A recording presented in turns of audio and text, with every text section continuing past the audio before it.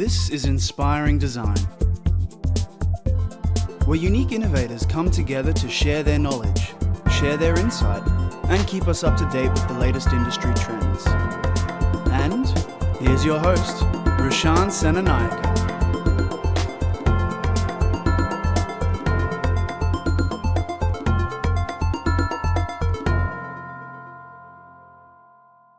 What's up, listeners? It's Roshan here. Welcome to a brand new episode of Inspiring Design. I have here with me a very special guest and an absolute legend, but I will reveal who that is in a few short minutes. But for the time being, I want to take a few seconds and talk about the topic for today, skills currency. This topic will resonate heavily with the majority of the listeners being educators, designers, and students. It aligns and embeds itself heavily within the 21st century skill sets and an essentials concept to understand all for the educators of today, molding the future leaders of tomorrow. If you are a student in secondary or tertiary, skills currency is your most valuable asset for your career development and success. But I will leave that up for the time being and let me introduce you the speaker for today. Today I have here with me the Chief Entrepreneur of Queensland, Leanne Kemp. Leanne's a serial entrepreneur. She's the founder and CEO of Everledger. She's also one of the leads of the World Economic Forum. Leanne, welcome to Inspiring Design and thank you for giving up your valuable time. Oh, my pleasure. It's so great to be here. Hello, listeners. I'm glad you're tuned in. Awesome. Can we start off with a little bit of background and your journey? Well, my journey probably starts no different than anyone else. I'm a Brisbane girl and went to school at Somerville House and dutifully followed the suggestion of my father on a career pathway towards accounting. There you go. There you go, an accountant, calculator, pocket protectors, the whole thing. I was ready for the world.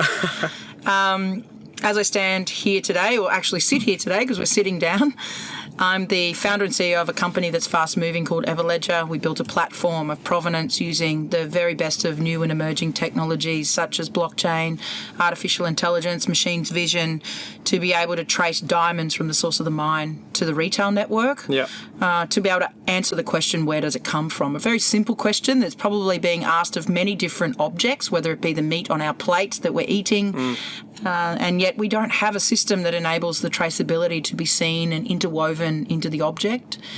I was appointed in November last year by the Premier as the Chief Entrepreneur for Queensland, and that role is the first female to be appointed into the role, which is pretty exciting. But actually more important, being the first female, the first entrepreneur that's running and growing and scaling the business at the same time. So that brings with it a certain level of dynamics, but more importantly, a commitment to see the change within my tenure. And then I was this year in Davos, which was pretty outstanding. Not only was it minus 30 degrees with, 3-4 feet of snow, but it's where the global leaders of the world come together to be able to talk about and solve and resolve certain challenges that we have in the world. So I was the global leader for advanced manufacturing and circular economy, which I think if anyone's following me on my role as Queensland's Chief Entrepreneur, we certainly are in the most transformative time, both in technology and in economic modelling. So I'm pretty excited to be in the role, bringing all of my experience together and a number of these global platforms so that we can help Queensland move to Queensland, which was the next thing I'm pretty excited about. Those Freudian spelling mistakes, Q-L-E-E-N-S-L-A-N-D, Queensland. No, seriously, I've actually never heard of that term before, and there you go. That's something really cool. That's honestly one heck of a journey. I have to ask, how did you go from accounting to that? Skills currency. I guess that's why we're here and we're talking about it. I'm probably the lived example of what skills currency means and how it can transform career pathways and the value that you're able to create or extract from the world. When I think about leaving school, studying accounting and commerce, to be honest with you, it was the last personal choice I would have made, but I dutifully went down the pathway as my father advised me.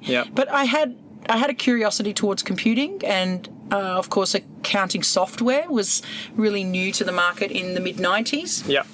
Today, everything is connected via some form of computer enablement or a database solution. So if you take the skill sets of being an accountant and then transform that into accounting software, that set me on the pathway of understanding computer networks, connectivity, database systems, and I became a self-taught engineer. Yeah. And if I really look full circle now, 25 years later, I've recognised that in accounting systems, ERP, which is Enterprise Resource Planning, or MRP, manufacturing and materials resource planning, there is no such thing in these accounting systems that enable provenance. So I guess I'm a lived example of what it would mean to study accounting and end up pretty much building accounting systems. Yeah, there you go. So you were a bit of a high achiever, I'm assuming, in high school?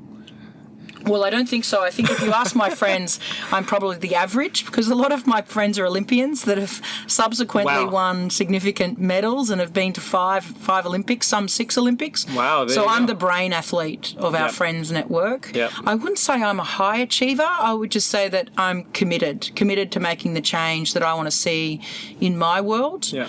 And that I want to be able to feel and see, and I resonate with the impact that I like to make. But I'm also curious about solving problems, so I think that probably puts me in the pathway of being forever restless. Yeah, wow, there you go. I think that's brilliant. So I think that paves the pathway to our topic for today. In your definition, what is skills currency? So skills currency, I think, can be best defined as the skills that you hold, and even the education pathway, certainly from my lived experience. I left school in 1990, which is quite some time ago. That's actually when I was born. Well, that's that awkward moment of silence.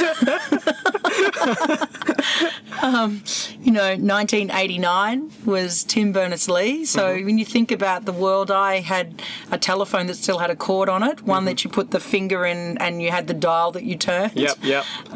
Laptops were not really invented back then. We had desktop computing and, dot matrix printers. Yep. God forbid the world that we still have that today. But the skills currency is transformative in time, and I can best describe it in the team that I built in Everledger. So in 2013, when I began flirting with cryptocurrencies and I decoupled the ledger from the currency and I committed to building the business, was you had to find the very best blockchain engineers. But if we think back in 2013, 2014, blockchain wasn't a thing back then. Yeah. It was purely hidden within the white papers of Satoshi Nakamoto and Bitcoin. So there wasn't such a thing as a great blockchain engineer. But when I understood what blockchain was, this new transformative technology, a bit like saying robotics and drones and AI, and if I decoupled the ledger from the currency and I looked at the technology, I could see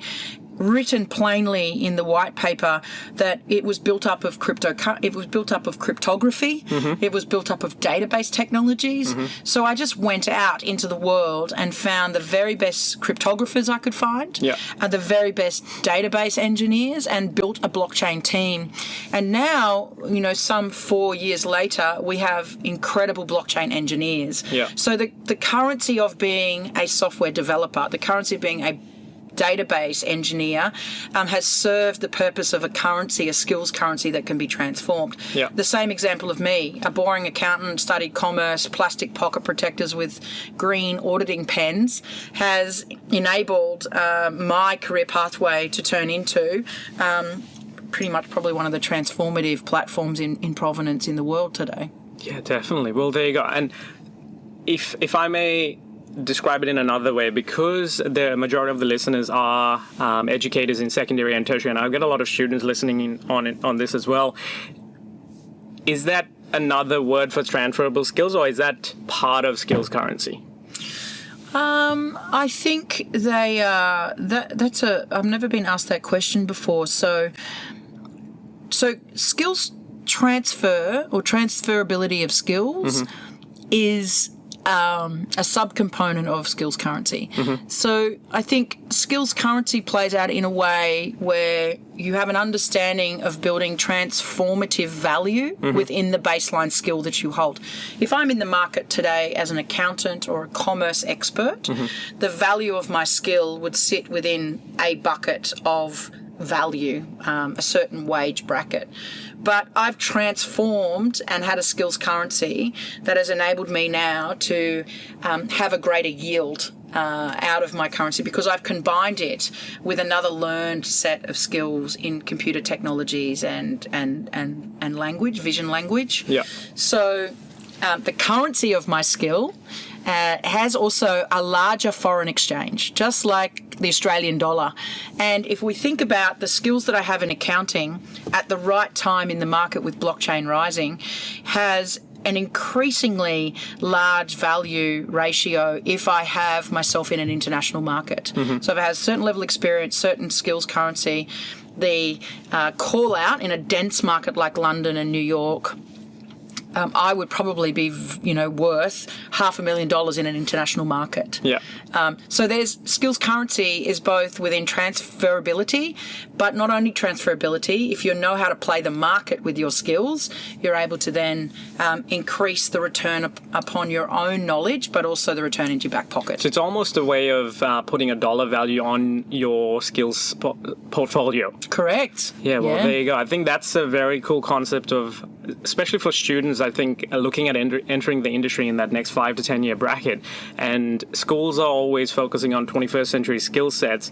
And this is actually that next level up, thinking about how you can contribute on a global scale and what that value is across countries, or whether it's a national scale or international. I love that.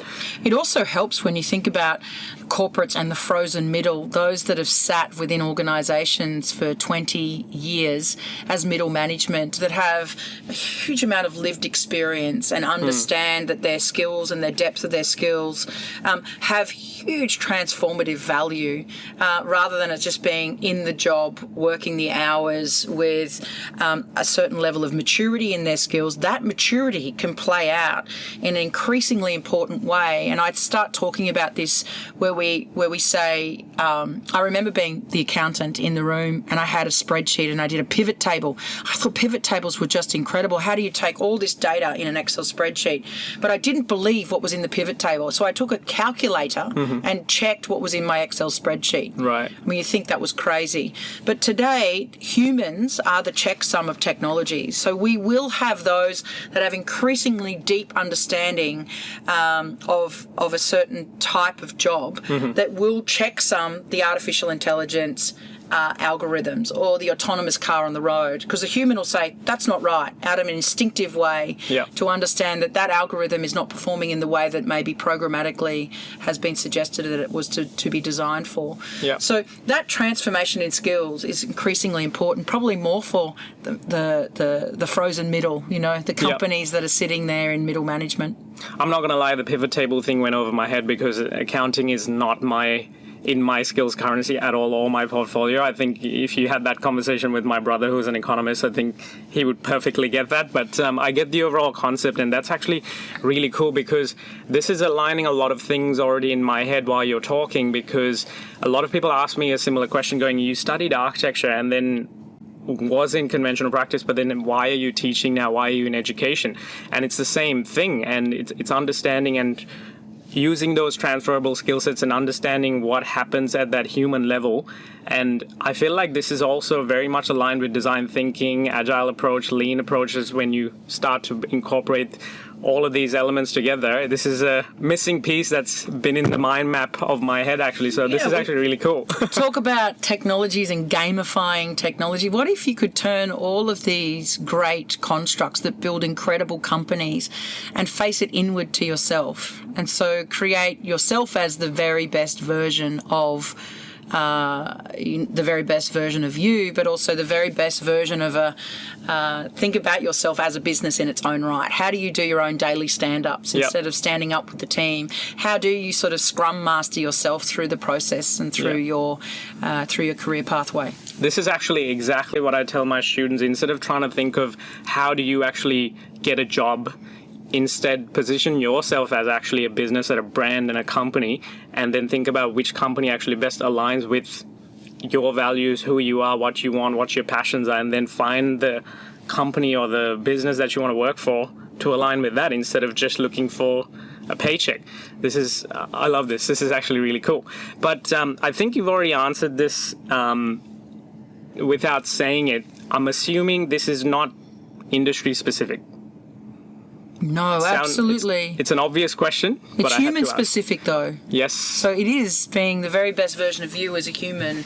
And humans are the center of technology and technology advancement and even social advancement. So, no, this is a very human touch and inspired conversation. I love that. Thank you for the inspired plug, by the way.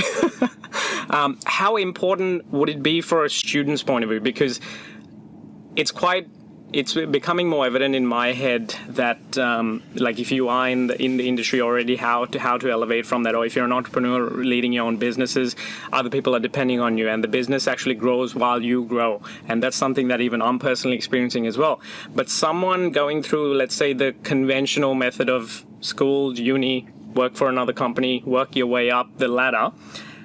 How important is it to start early?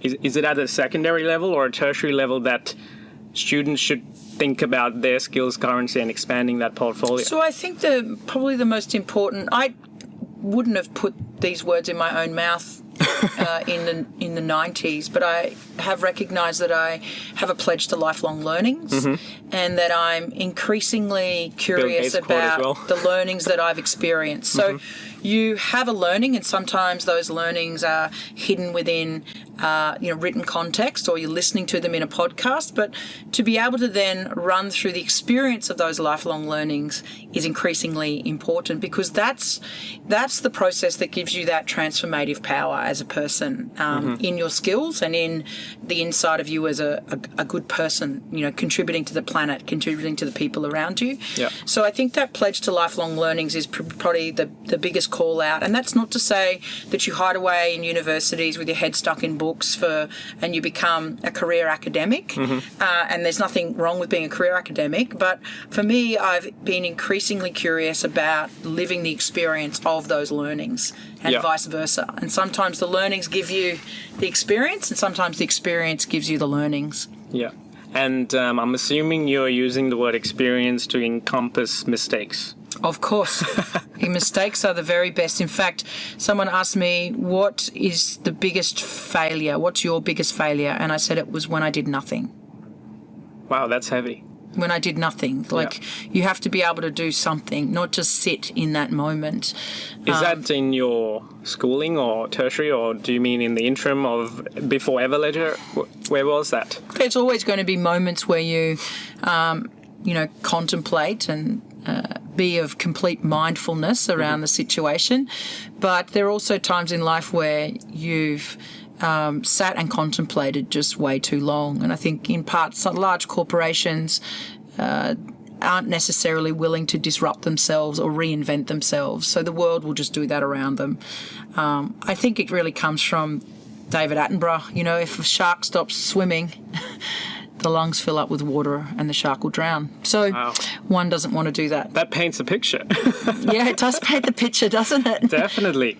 And I think this is probably one of the most difficult concepts to comprehend, because of educators having to now work with the changing syllabus and changing industry and trying to align these 21st century skill sets. How do educators, this is becoming more specific towards teachers in a secondary and tertiary, how do they facilitate skills currency in the future leaders of tomorrow? I think there's a base set of skills that we all need, and definitely, language, maths, science. These are digital literacy, more than just the dexterity that sometimes we're now literally born with an iPad in our hand, just because, which is shameful to a certain extent, but that doesn't infer that the youth have digital literacy. In fact, it just means that they have the dexterity to be able to touch, feel and play. It really actually sunk true to me. I have a cat, and my cat, there was on my iPad one of those goldfish in a pond games, and for whatever reason my young niece was playing with it, and the cat was sitting next to her watching her play this game. Right. And as she put the iPad down, the fish was still swimming on the iPad, and the cat literally put its paw on these fish, right? Yeah. So not necessarily probably mimicking the human, but would one say that the cat has digital literacy? I would say not, right? It has a dexterity that isn't able to put its paw on the fish. Yeah. So for me, there's a disconnect in parts of our education system where maybe we're miscommunicating the desperate need for digital literacy at the core level. And the issue is it's no longer about reading 50, 60 pages of education series to learn how to code, because automated code generation systems are now coming into place. Yep. So we have this fast-paced life. Individual technologies are exponential in their own right, and they're converging at the same time. So nearly what we have to do is run backwards in small chunks of educational series, micro-credentials being a prime example, but spend a lot of time in the bottom layer of base skill sets that enable us to have those currency and exchange. Yeah. So that is maths, science. I wouldn't say English alone, but I would say language is definitely the most important. And if we couple language in a way that is not just only English, French, German, but the digital language of communication is also increasingly important. Yeah, definitely. And I think even understanding the science behind how languages are stored in our brain, it actually lights up different parts of our cortex and allows us to basically expand by learning another language our brain capacity and that flexibility and elasticity. I really love that you have included languages in that, because not a lot of schools prominently say that. And so along with those subjects, because if you take Australia, we still have subjects in our schools, and we have those base subjects labeled and delivered into the classroom. But along with that are things like empathy, resilience, and confidence to creatively problem solve. And I know you mentioned problem solving before in your career. They're things that are not necessarily a subject content. How do educators facilitate those things, in your opinion? So I hold increasingly deeper concerns about all of the things in education that we're not doing. And you've just highlighted a number of curriculums that should be considered deeply as a part of subject matter. Yeah. And if it can't be directly communicated as a standalone curriculum activity, it should be considered as a step out as a part of that curriculum. I delivered a keynote on Friday with Women in Technology Awards, and a part of my keynote looked at saying we have STEM programs and STEAM, STAM. It's about time that we transcend, particularly for girls in schools, into esteem with E at the front. Yep. And there's a double meaning in that word, of course, but esteem being entrepreneurial, design thinking, emotional intelligence. This is increasingly important. Yep. So we don't necessarily have to change the STEM program or the STEAM program deeply or run a whole separate piece of curriculum work. So it's easy, just pick a vowel, add it. I mean, it's like a game show host right now, isn't it? Yeah, definitely. That's exactly something that I've been saying. So this resonates with me really heavily. And when we're looking at the leaders in education, in from a global context, Australia is a little bit behind in that sense. And there are schools in most of the Scandinavian school system that have scrapped those subject labels. And with project-based learning, those skill sets are actually embedded in their classroom facilitation, and their teachers are the ones leading that emotional intelligence and entrepreneurial skill sets and so on. So it's something that needs to be solved in Australia, and understanding that at a human level is a very difficult task, because a lot of the educators have that industry 3.0 and 2.0 mindset, and looking at industry 4.0, educators struggle because they are seen as the students with the people with the all-knowing answers, and that needs to be given to their students. We have great technologies now. Whether you think about digital simulators that will create entire new environments with a digital twin of a physical object. We also have AR and VR, virtual reality and augmented reality. I think the learnings now in the classroom, the closer we can get to the reasons why we're learning this and in situ with those technologies, it certainly blurs between the digital and physical world, but it could also blur between time boundaries of learnings too. But if I was to consider myself in a learning environment and I wanted to feel and understand the importance of, for example, the work that I do in the diamond trade, if you were able to somehow put yourself in that space and time paradigm, then you would have a very real cognitive reaction to why blood diamonds should not exist in the world today. If you could transcend yourself into that moment in time, the learning becomes completely interwoven with the physicality of the teaching journey. Yeah. How, this is kind of an offhanded question again from our normal list of questions, but how do you, if you were a student in high school now, what would your approach be, regardless of the industry? Within the existing schooling system, if you're taught the basic STEAM skill sets, and I'm talking about the public and private sectors and the cath ed, because depending on the school, one of the main reasons I got into this field was because depending on the school at a tertiary level, the student will be sometimes disadvantaged based on the school they were in, rather than the actual person in itself.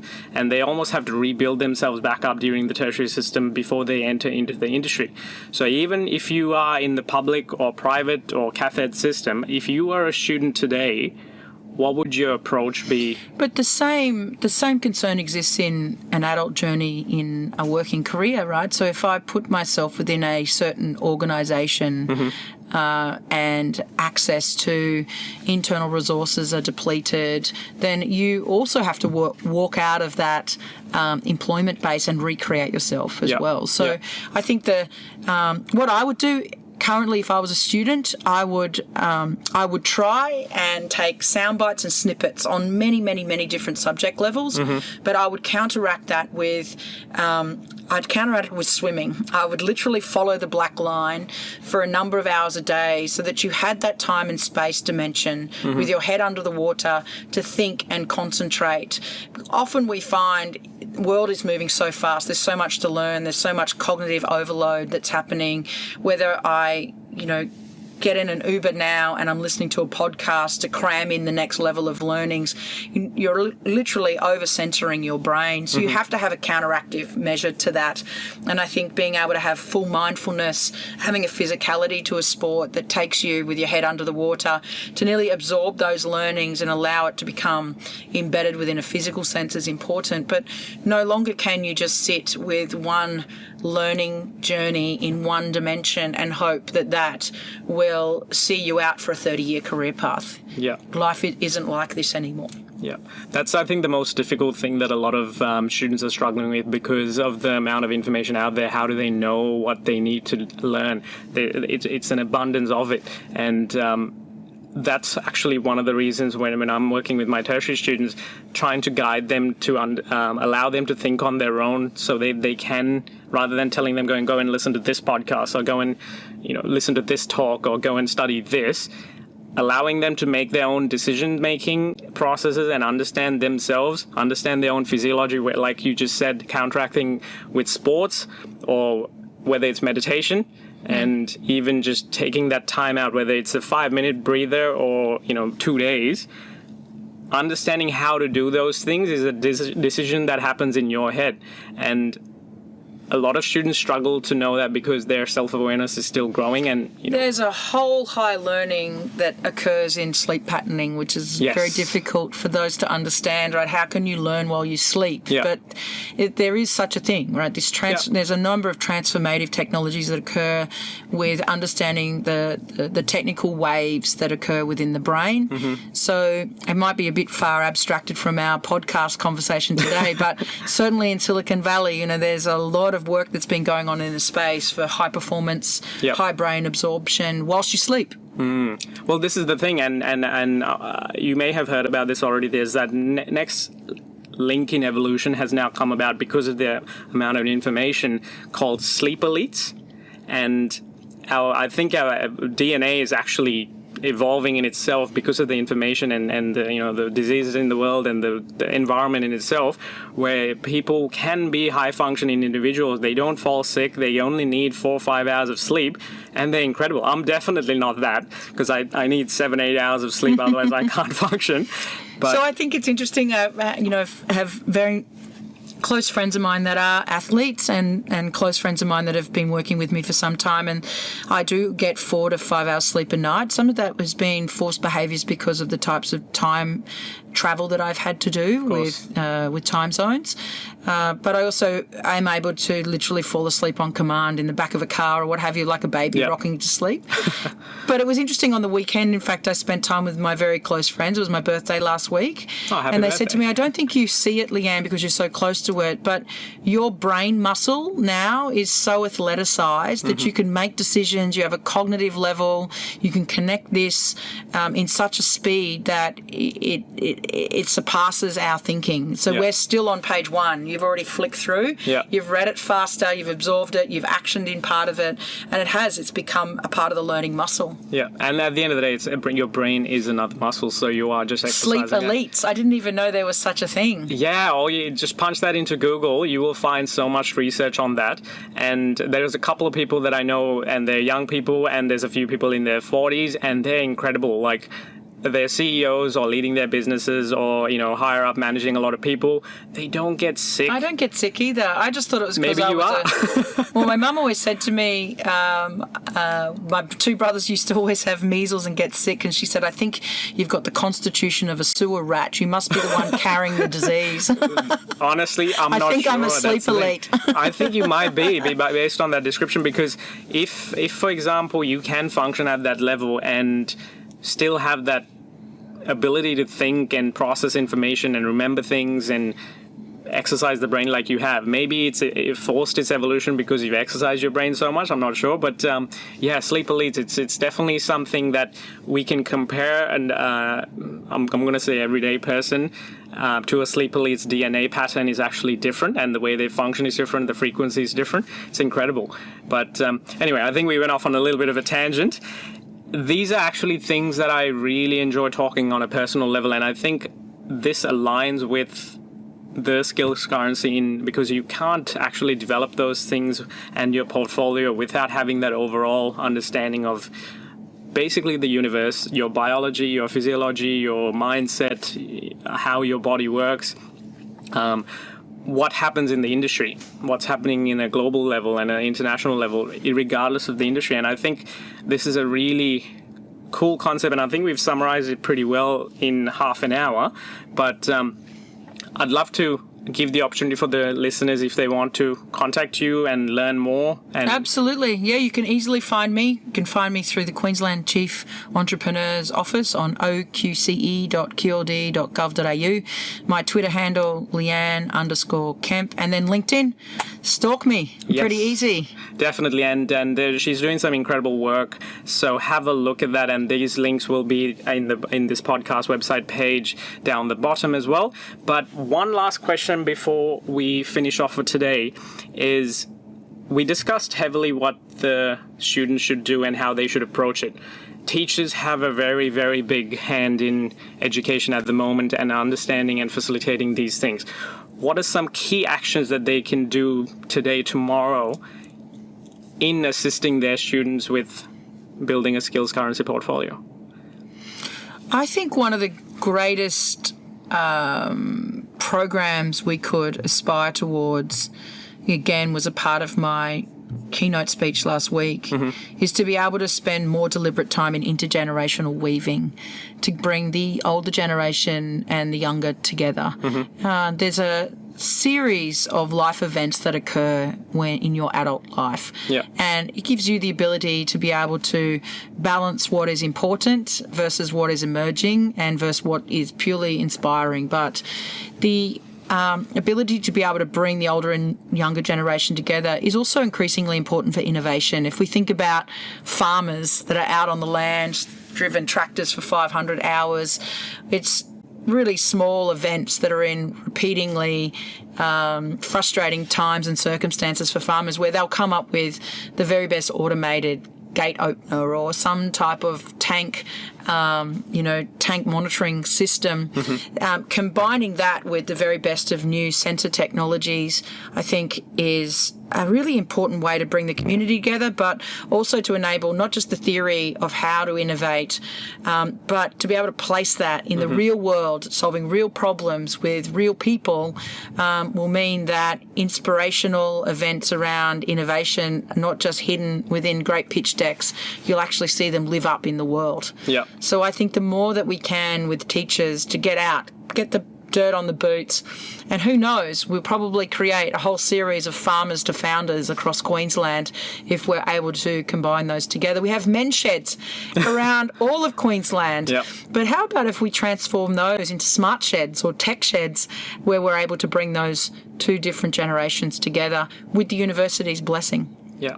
I think that's beautifully said. And one of the things that I'm really passionate about working in schools in rural areas is doing exactly this, because the future of education shouldn't be limited by the technology or the actual constraints in the world now. They should be up to the limits of our imagination and do innovative work, problem solve, and go from there. I think I love that. Seriously, this conversation has been amazing. Thank you so much, Leanne. My pleasure. My pleasure. Thank you, everyone. Thank you for listening.